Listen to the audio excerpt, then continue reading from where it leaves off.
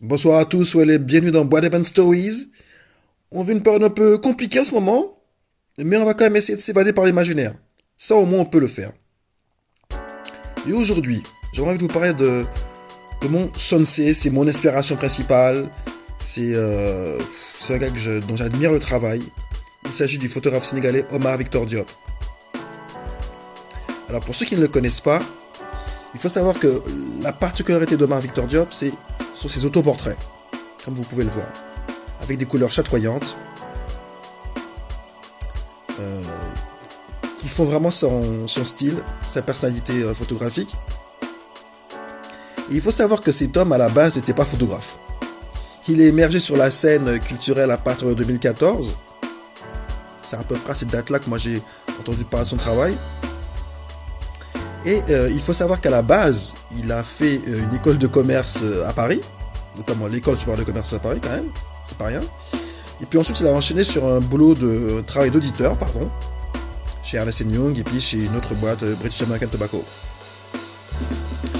Mais très vite, il se rend compte en fait que c'est pas sa voie en fait, c'est pas ce qu'il souhaite faire de sa vie, et il décide de devenir photographe, avec le succès qu'on lui connaît.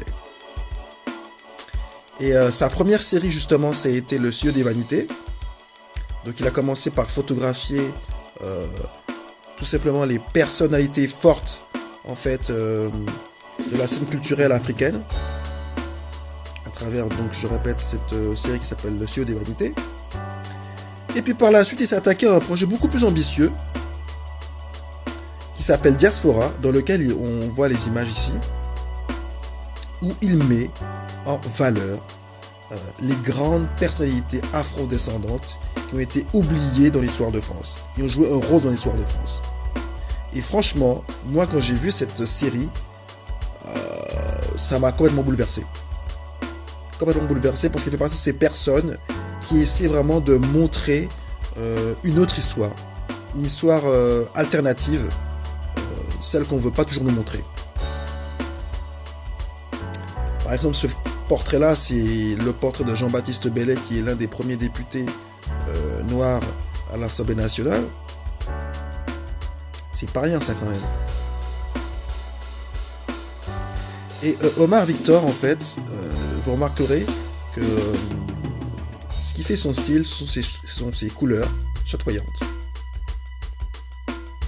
Euh, les, les habits, les costumes, qui sont vraiment d'époque.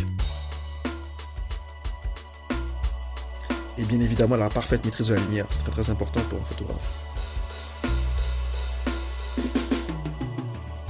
Et moi personnellement, cette série-là, je pense que si j'avais pas vu cette série-là, je n'aurais jamais fait Bois des ça c'est clair.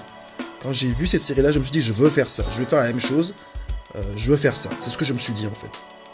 C'est-à-dire que Omar Victor Diop, il a cette faculté à allier la forme, mais aussi le fond. Regardez cette série, cette nouvelle série qui s'appelle Liberté.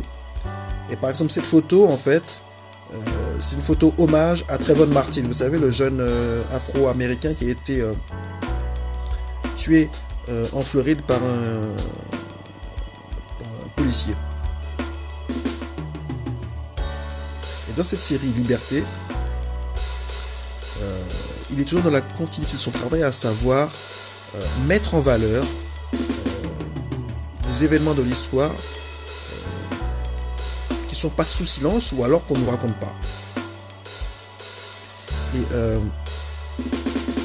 c'est magnifique ce qu'il fait, regarder. J'ai pas le mot en fait. J'ai pas le mot. C'est magnifique. Regardez cette photo qui rend hommage aux tirailleurs sénégalais. C'est magnifique. Omar Victor Diop, ça en fait, si vous voulez, c'est un peu le fils de Samuel Fosso. Et